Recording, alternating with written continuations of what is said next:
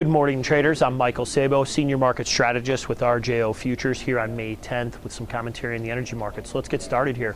Crude prices, after making a new low here this morning, here trading down at 43.03. It's the lowest we've been here in a couple of weeks.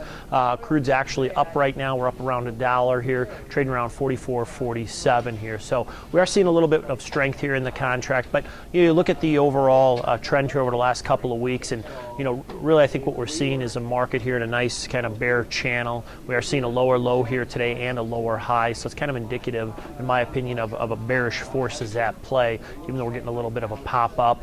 Watch for API numbers here a little bit later today, an EIA report tomorrow morning. Looking to see another build here of about 1 million barrels. And that, again, here, I've talked about it in so many of these posts here, that's adding to a very ample supply situation here in the overall crude oil market. One of the things I think, the reason also we're seeing prices ease here a little bit, we are seeing a little bit of fear premium coming out of the market. Those Alberta wildfires are threatening the tar sands up there, and we are starting to hear, news and reports of that they have that at least somewhat contained.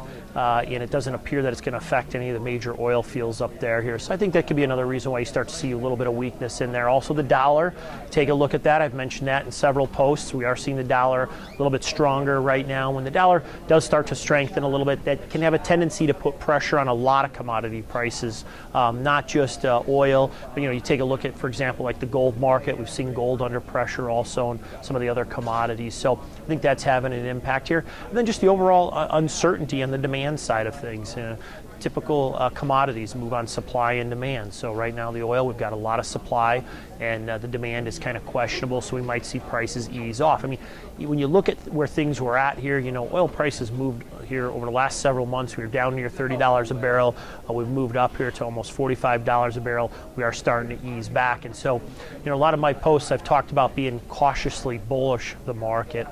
And my stance has changed here a little bit, where I do think we could see prices ease back a little bit, short of some major supply disruption, or really also short of OPEC and non-OPEC countries really coming together and actually getting a true production freeze in place.